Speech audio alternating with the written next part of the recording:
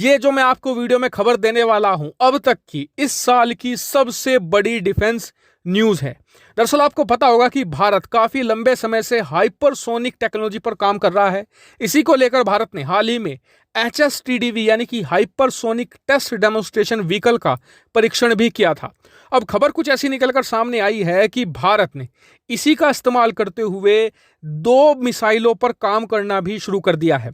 जो पहली मिसाइल होगी ये एक लैंड बेस मिसाइल होगी, यानी कि जमीन से लॉन्च की जा सकेगी। दूसरी जो मिसाइल है ये एयर लॉन्च होगी, यानी कि लड़ाकू विमान से लॉन्च करके दुश्मन पर दागी जाएगी। लेकिन जो सबसे अच्छी खबर वो ये है कि दोनों ही मिसाइलें लॉन्ग रेंज मिसाइल होंगी, यानी काफी लंबी दूरी तक वार कर सकेगी। जहां हम सबसे पहले हम बात करें लैंड लॉन्च मिसाइल की, यानी कि जमीन से वार करने वाली मिसाइल पर, तो ये बेस होगी wave rider configuration with integral long burning scramjet combustor पर। अब मुझे पता है कई लोगों को समझ नहीं आया होगा, तो उन्हें उदाहरण देकर मैं आपको बता भी देता हूं कि ये कैसे काम करेगी।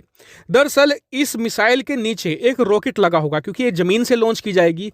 तो जो ये रॉकेट है वो इस हाइपरसोनिक मिसाइल को जमीन से बहुत तेजी से ऊपर ले जाएगा।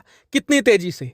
जब तक इसकी रफ्तार 5 मैक नहीं हो जाती। एक बार जब ये 5 मैक तक पहुंच जाएगा, फिर जो बूस्टर है या रॉकेट है वो मेन मिसाइल से अलग हो जाएगा। उसके बाद इस मिसाइल में लगा हुआ स्क्रैम जेट इंजन स्टार्ट हो जाएगा और वो क्रूज फेस में चला जाएगा और ग्लाइड करते हुए, यानी कि इधर उधर जो डिफेंस सिस्टम है उनसे बचते हुए हाइपरसोनिक रफ्तार से दुश्मन पर जा गिरेगा। लेकिन दुश्मन पर अटैक करने से पहले इस मिसाइल की रफ्तार हाइपरसोनिक मिसाइल से थोड़ी कम कर दी जाएगी। वो इसलिए क्योंकि जितनी ज़्यादा रफ्तार होती है मिसाइल की एक्यूरेसी उतनी ही ज़्यादा कम होती चली जाती है। लेकिन एक बार मिसाइल जब हिट करने के बेहद ही करीब होगी तब इसकी रफ्तार थोड़ी कम कर दी जाएगी ताकि इसकी एक्यूरेसी बढ़ाई जा सके।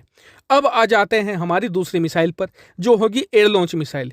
ये मिसाइल फायर की जाएगी एक लड़ाकू विमान से। यह मिसाइल भी लगभग सेम होगी जैसे कि हमारी लैंड वर्जन मिसाइल है ना, सेम ऐसा ही एयर वर्जन होगा। बस इसमें यह होगा, इसमें बूस्टर या फिर रॉकेट नहीं लगा होगा। जो लड़ाकू विमान है वही सुपरसोनिक रफ्तार पर पहुंचकर जो इसमें लगा हुआ स्क्रैम जेट इंजन है उसे ऑन करेगा। लेकिन इसमें कुछ चीजें ऐड की गई हैं, जैसे कि इसमें ड्यूअल मोड रैमजेट ऐड किया गया है, जिससे कि ऑपरेशनल होगी सबसोनिक और सुपरसोनिक कंबस्टर मोड में। यानी कि चाहे जो कंबस्टर मोड है वो सुपरसोनिक हो या सबसोनिक भी हो बाय चांस, तो उसमें भी ये मिसाइल ऑन होगी और दुश्मन पर फायर की जा सकेगी। हालांकि कई लोग सोच रहे होंगे कंबस्टर क्या है, तो बस इतना समझ लीजिए, जो हाइपरसोनिक मिसाइल्स होती हैं इनमें लगा होता है स्क्रैम जेट इंजन।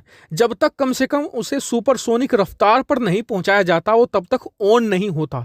ये एक बहुत ही क्रिटिकल काम होता है और ये काम बहुत ही ज्यादा मुश्किल है इस टेक्नोलॉजी को डेवलप कर पाना, और इसीलिए ये बहुत ज्यादा महंगी टेक्नोलॉजी भी है और भारत इस पर धीरे धीरे आगे बढ़ रहा है। बताया गया है कि इसकी जो स्टडी का काम है वो लगभग पूरा हो चुका है। जैसे ही हमारा जो HSTDV है उसके सारे टेस्ट कंप्लीट हो जाएंगे, उसके बाद भारत इस काम में पूरी जी जान से जुट जाएगा और आने वाले 3 से 4 सालों में आपके पास एक हाइपरसोनिक मिसाइल होगी। अच्छा सुनो, चैनल को सब्सक्राइब करो, उसके बाद घंटी बजा देना ताकि अगली वीडियो आपसे मिस ना हो पाए। Thank you.